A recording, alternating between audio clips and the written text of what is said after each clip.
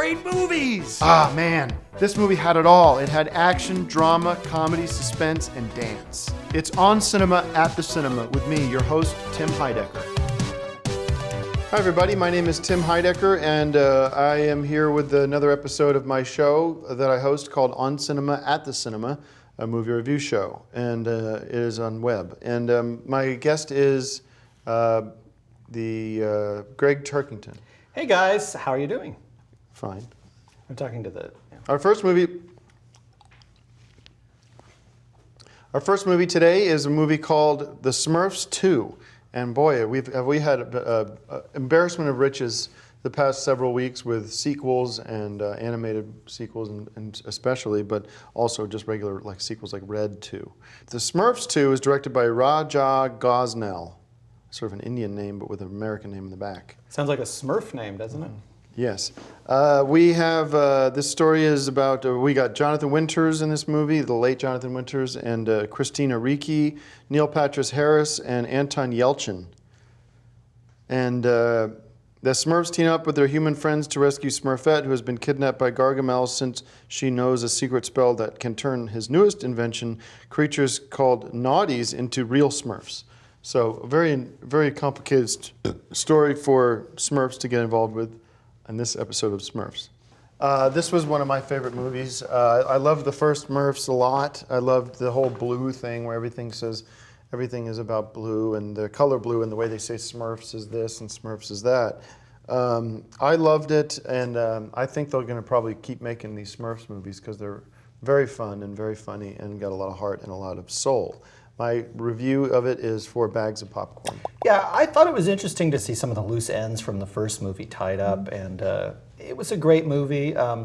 If you grew up watching The Smurfs, as I think we all did, it's kind of neat to see it expanded into a movie-length feature, and especially repeated the following year. And I hope this is one of those franchises like Star Trek that we see become a regular presence on our screens. What about Jonathan Winters? I mean, this was his final film. Of course, he passed away before it was he didn't get to go to the premiere party. He passed away. Very sad. But what does that do to the film? How does that affect the way it's box received? Office. Yeah, no, it's going to be beneficial to the film. I mean, anytime someone dies, it's not beneficial. But in terms of the money coming in through the door, people are going to want to say goodbye to Jonathan Winters in a classy way. And what better way than to go see his final work? I wonder how the Academy will handle it. They might start doing a best comic actor category like the Golden Globes do at the Oscars as well. And if they do, it's probably the death of Jonathan Winters that would spur it on, because he does deserve an Oscar, and this seems like the perfect role for that Oscar. All right, well, if the Academy's watching, let them know that we believe that Jonathan Winters deserves a posthumous Academy Award for his role in Smurfs 2. I give Smurfs 2 5 bags of popcorn. I give Smurfs 2 5 bags of popcorn, of course, and throw in 5 blue popsicles, because that's what the Smurfs would eat. Pretty typical. Let's see here. Our second movie this week is coming out, 300, Rise of an Empire. It's a sequel to one of my favorite movies called 300. And it stars Noah Burrow, actors Eva Green, Lena Headey.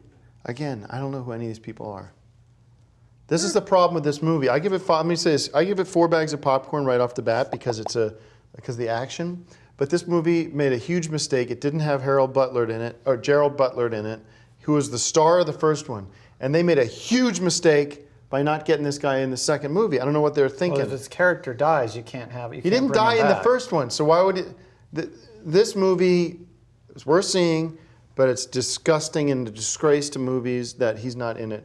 And I think everybody in Hollywood owes Gerald. Actor died. If when somebody dies, Gerald Butler did not die. Jonathan Winters is not going to be in the Smurfs 3 unless they use outtakes. No, I saw Gerald Butler was in.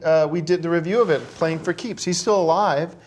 We would know about that because we would have if he had passed away, we'd know it just the way we knew when James Dean died. But if his character dies, then he's not going to be in the next movie unless it's flashback scenes, and they do use those sometimes in some of the Harry Potter movies. Or look even it up. 300, the original one, had alive. Gerald Butler was alive at the end of it. The character of Gerald Butler was alive, I believe. I can't remember the ending, but he should have been in this one, and that's why I only give it 4 bags of popcorn. Yeah, whether a character leaves or stays isn't really how you review movies. That's kind of amateurish. I'm going to give it 5 bags of popcorn and throw in. But you understood there's no star power in this movie. I mean, nobody here rises to the occasion. I think if you want to see a positive Star Wars movie or a positive star power movie, go see Smurfs 2. Well, I mean, you talk about Star Wars. When Star Wars came out, no one had heard of Mark Hamill. No one had heard of Carrie Fisher. No one had heard of Harrison Ford. It went on to be the most beloved movie of all time. This movie has a chance to do the same thing.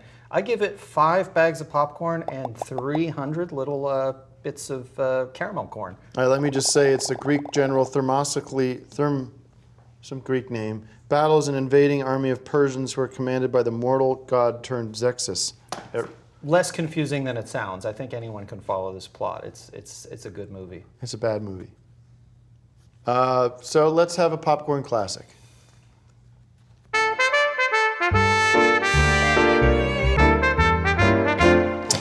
My popcorn classic today is Jack Frost, starring Michael Keaton, and it's a family film, kind of a Christmas movie. And you might say, why are we doing Christmas movies in summer? Well, the good Christmas movies are movies you can watch year-round, just as you would watch a summer movie sometimes in December. It doesn't make a difference if the Sometimes when movie's I want to watch, if the temperature's very hot, you want to put on a cool movie. sort of as a way to cool off, if you can't get to the beach, that might be a fun trick. It's a cool movie. He's the world's coolest dad. So this is definitely one you should see. And this movie is sort of historic for me personally, because I'd like to announce right here on Cinema that I am launching an effort to get in the Guinness Book of World Records. And this is the first movie that I watched as part of that effort. I watched this last night. I'm doing something called 500 Movies in 500 Days, where I'm going to watch 500 movies in 500 days, get in the Guinness Book. I think I can do it. I watched 2 last night, so I'm already 1 ahead. It has never been done that I know of. This is the official World Records submission form, which I'm going to fill out Look at that, a little Guinness World closer Records, to... official World Records. Exactly. Cool. I'm not going to fill it out yet. I'm going to wait till I've got 400 films under my belt. And I need 3 witnesses. They don't have to watch the entire movie with me, but they have to verify that I did actually watch the movie. So I could sure use the support of the viewers out there. Some of the movies I'm going to watch at home, that still counts, but a lot of them I'll see in the theater. So if you see me in the theater watching something, come up and wish me luck, cheer me on. All right, well, that's pretty cool. I'd love to support you with that. And everybody, as Greg said, go out there and get online and find and just show your support for Greg here, and even in the comments here, let us know what you think about this crazy idea to watch 100 movies in 500 movies in 500 days. Right. And if you have any suggestions for movies you want me to watch to be part of this, let me know. I was going to say, you have might them in run my out library of already. you might run out of ideas. Oh, I got more than 500 movies in my library, but I'm trying to watch movies I haven't seen before, which makes I don't have to do that to get in the book, but it's just my own personal little thing that I'm throwing. How many years is that? It's just over a year. 500 days is 365 days in a year. So another 135 days. So it's going to be a busy year, but it's going to be fun. I really am looking forward to this. What happens if you, like on Christmas or the holidays or something like that? Would you? I usually will watch a movie on Christmas, so that shouldn't be a problem. Like I said, I've already got 2 movies on the first day. I'm going to try to get ahead, and that way if I get sick or if I'm working. All right. Well, thank you. Very interesting stuff there. And go see Smurfs 2. That's my official recommendation. 5 bags of popcorn. 5 bags. And Rise of the Empire of 300. Could use a lot more Gerald Butler, but still worth checking out. I thought it was good. I didn't need Gerald Butler. I love the movie. 5 bags of popcorn. Thanks for watching. How does this work? I'm going to need 3 witnesses that sign off that showed that I watched the movies. They don't have to watch the whole movie with me. But